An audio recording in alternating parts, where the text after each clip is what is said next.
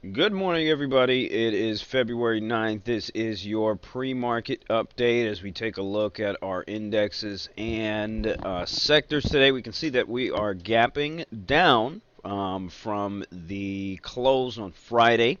We closed on the SPY around 205 and a half or so.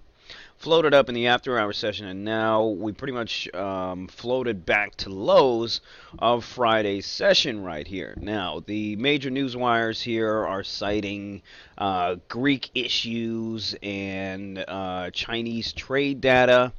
But I think it's a lot has to do about this 206 area on the SPY. So if we go to, let's say, the 3 months here, we can see every time we've gotten up here, there's been some sort of reaction for it. So the question is, can we consolidate here and push to all-time highs, which is what most people would like to happen. Most people on Twitter are definitely positioned for the long, especially after a pretty bullish session last week. So the question is, how long will this sort of pullback last? We go back to the 2 day here. How long will this pullback last, and where can it go to?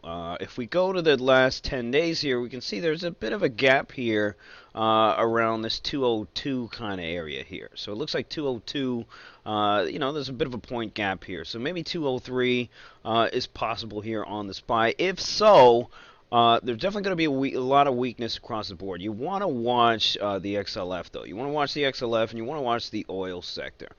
So we take a look at the XLF here. The XLF is honestly not that bad. It's not gapping down that bad. Now, there's individual names here, like some of the bigger brokerage houses or some of the bigger investment houses. These things aren't looking good at all. This Citigroup couldn't hold its high, is down a point from those highs. This Bank of America hit about 1680 almost. It's now printing in the 40s right now.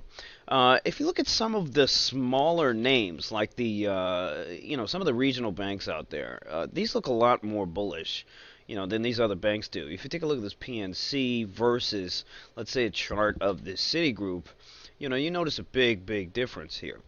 So there could be a float into credit cards and some of the smaller banks versus the bigger houses like Bank of America and Citigroup. We take a look at the energy.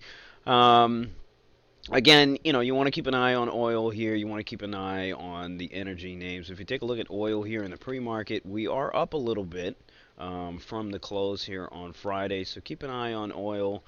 We take a look at gold too. Gold is up a little bit off the weakness in Europe as well as here. On U.S. soil here. And for this week, I'll be looking for the Tesla earnings as well as the Priceline earnings.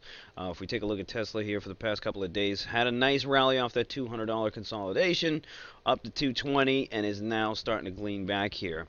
We'll see what she does after the earnings call. Priceline here is going to have earnings as well. As you know, Expedia pushed out earnings and got crushed, absolutely crushed. I'm currently short this stock actually, looking for $70 here. Now, as you can see, she's consolidated quite a bit up here. And it looks like it's time for some rotation out of this name. We'll see how it starts acting this week. So Priceline is going to report as well. By the way, Priceline has been very weak down here around the $1,000 area. So keep an eye on the reaction for the earnings. Honestly, I'm looking for this thing to trade $900, but we'll see what happens. We'll see what happens. For today, I think I'll be working predominantly on selling calls on some names that have just been bought up ridiculously here. Amazon is definitely one of them. So any rally I get on Amazon, I'll be looking to push on the sell call side. And that's about it. I'm going to baby some Facebook short. Facebook short here, looking for, if we go back out to a month here, I'm definitely looking for under 73, around 72. Hopefully we can get it. All right. We'll see you this evening for the trading update.